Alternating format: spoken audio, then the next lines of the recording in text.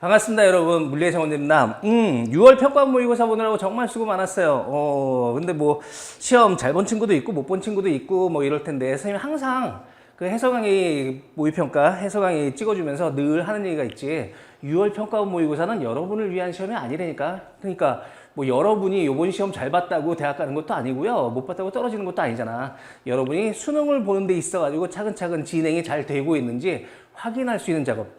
근데 6월 평가원은 그 의미보다 더 큰 의미가 있다고 그랬지. 뭐? 출제자를 위한 시험이라고 그랬어요. 분명히 그 작년도 학생들과 비교했을 때 올해 학생의 수준은 어느 정도인지 비교해서 난이도를 조절하기 위한 그 장이 6월 평가원 모의고사의 실제적인 의미라고. 그러니까 여러분을 위한 시험이 아니니까는 결국 이 시험을 잘 봤다고 좋아할 이유도 없고요. 못 봤다고 슬퍼할 이유도 없다고 평가할 수 있는 거지. 여러분한테 정작 중요한 건 9월 평가원 모의고사일 거예요. 6평은 출제자를 위한 시험이라면 9평은 분명히 여러분을 위한 시험이니까 올해 수능은 이렇게 출제될 거야 하는 예시적 성향이 9월 평가원 모의고사가 훨씬 더 강해요. 그러니까 이번 시험의 의미는 그냥 여러분이 공부하는 과정 중에서 제대로 공부하고 있는지 또는 뭐 물리에 대해서 내가 이런 형태의 공부하고 있는 방향성이 맞는지 정도 확인하는 그런 의미가 딱 끝일 것 같아. 뭐 1등급 컷 정도는 아마 1등급이 45점 정도 형성될 것 같고요. 2등급은 한 41점 정도 뭐 이런 식으로 형성될 것 같은데 작년 수능하고 비교해보면 난이도가 거의 비슷해요.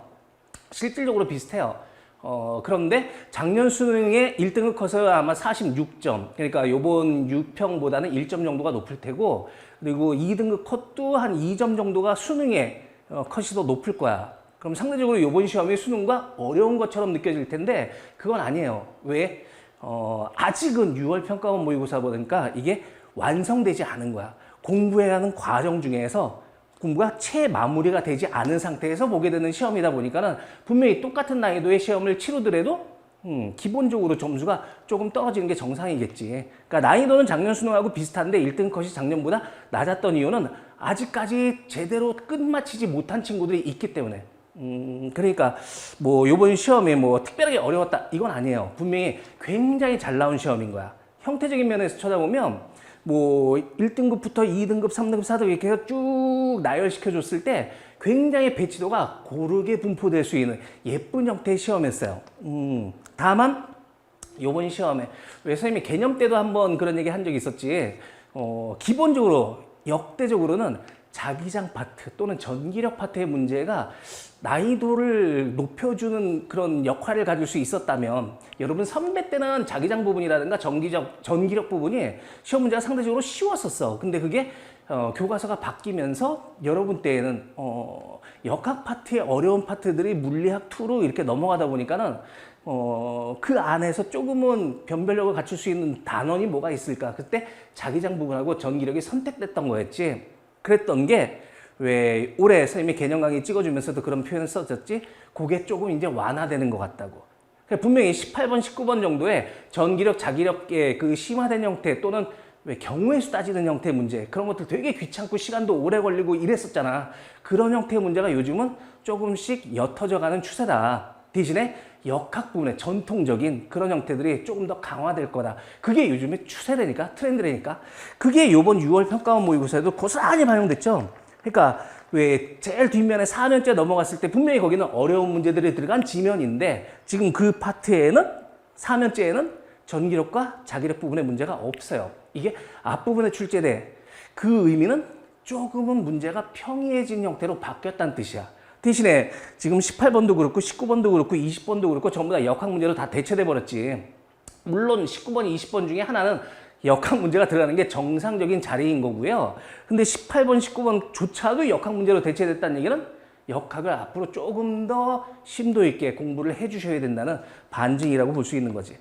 뭐 이번 시험에서는 결국 역학의 비중을 조금 더 높였다 이 의미는 시간이 모자라는 현상이 생길 수도 있다. 그러니까 앞으로 여러분이 수능 때까지 준비하는 과정 중에서 분명히 문제 푸는 스킬이 조금 더 동반돼 줘야 아는 것과 물리는 써먹는다는 건 조금 다르다고 그랬지. 그러니까 아는 과정까지 지금 충실히 이게 소화시켰다면 이제는 써먹는 것조차도 연습이 돼줘야만 30분의 수문제를 온전하게 풀어낼 수 있는 방식이 돼줄 수 있을 거예요. 그러니까 앞으로 올해 보게 되는 여러분이 치르는 수능은 분명히 시간 싸움이 될 가능성이 크다.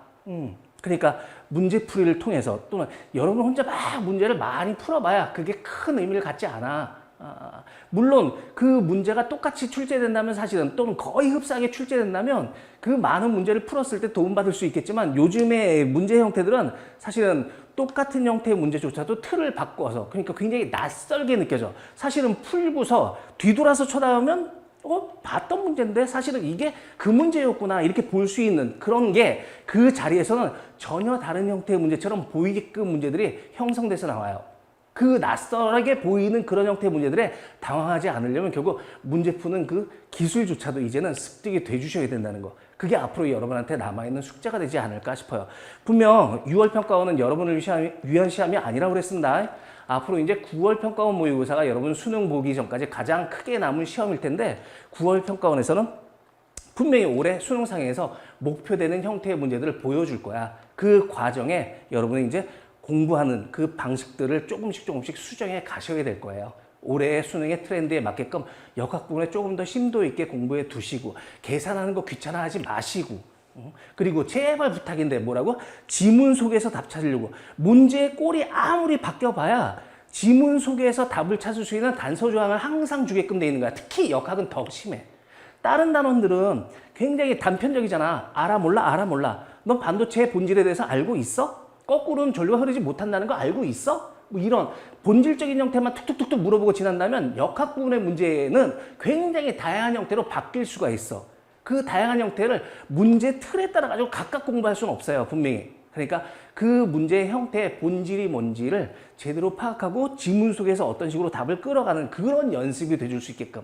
그러니까 그거는 혼자서 갖출 수 있는 역량이 아니라고. 누군가로부터 이런 형태는 요렇게, 이런 형태는 요렇게. 자, 문제에 이런 단서 조항이 있잖아. 이런 것들을 자꾸 확인받을 수 있도록 그 문제 스킬을 자꾸 배워가는 게 결국 여러분이 수능상에서 시간이 모자라지 않는 그런 결과를 얻을 수 있지 않을까 싶어요. 항상 선생님이 해설강의 찍어줄 때 그러지. 선생님이 교재에 뭐 1번 문제는 선생님 책에 어떤 문제하고 똑같다. 2번 문제는 뭐랑 같다. 3번 문제 뭐랑 같다. 이런 식으로 다 지정해줘요. 그게 뭐 기본적으로는 첫 번째는 선생님이 잘난 척하는 면도 있어. 분명히. 20문제 이렇게 등장했을 때 결코 선생님 교재에서 벗어나는 형태의 문제는 없어요. 그 본질은 다 똑같은 게 조금씩 모양이 바뀔 뿐이라니까. 물리는 역사가 깊은 학문이야. 그러니까 나올 수 있는 것들은 정해져 있다고. 그거에 비슷한 형태를 가지고 다시 한번 연습을 해보셔야 돼. 분명히 6월 평가원과 9월 평가원 문제 중에 한두 문제씩은 그 해의 수능상에 거의 흡사하게 쓰여요. 근데 20문제 중에 어떤 문제가 쓰일지는 모르는 거잖아. 사실은 40문제 중에 3문제가량 정도가 쓰이는데 그 비중으로 따진다면 굉장히 높은 거지. 어떤 문제집 하나를 풀었을 때 거의 한 500문제를 막 풀어 제꼈는데 그 중에서 20문제를 위해서 거의 똑같지도 또는 흡사하지도 않은 형태의 문제, 다양한 형태의 문제들을 막 풀어보면서 결국 20개를 맞추기 위해서 노력하는 건데 얘는 꼴랑 40문제 속에 3문제가 거의 비슷하게 나오는 거니까 확률적으로 되게 높은 거지. 그러니까 무시할 수는 없어요. 분명히 얘를 통해서 연습은 하셔야 되는데 이 문제를 계속 들여다보면 여러분은 결국 문제를 외운다니까. 근데 수능은 그 문제가 또 변형돼서 나올 거니까 또 다른 문제 형태로 보이게 되겠지. 그러니까 그것과 비슷한 형태 가지고 연습을 하셔야 되는 거지. 그러니까 선생님이 그 1번 문제는 뭐랑 비슷해, 2번 문제는 뭐랑 비슷해 그러면 그 문제들을 반드시 찾아서 뒤져서 그것과 비슷한 형태의 문제를 연습을 하셔야 그 문제의 완벽한 끝이 될 수 있을 거예요. 그래서 해설 강의 때 반드시 참고하시고요. 그 선생님이 지정해준 문제를 반드시 다시 한번 여러분 걸로 소화시켜 놓을 수 있도록. 그게 이번 시험의 끝이 될 수 있을 거야. 이건 수능 아니라고 그랬어. 분명히 평가는 모의평가예요. 그러니까 그 모의평가의 진정한 끝은 얘를 보고 끝난다 이게 아니라 얘를 통해서 한두 문제라도 여러분 걸로 만드셔야 그게 그 시험에 갖는 중요한 의미 아니겠어? 반드시 해설 강의 참고하시고요. 오답 노트 만들어 놓으시고요. 그리고 선생님이 지정해 준 문제 가지고 다시 한번 연습해 놓을 수 있도록 그렇게 해두세요. 해설 강의 때 뵙도록 하죠.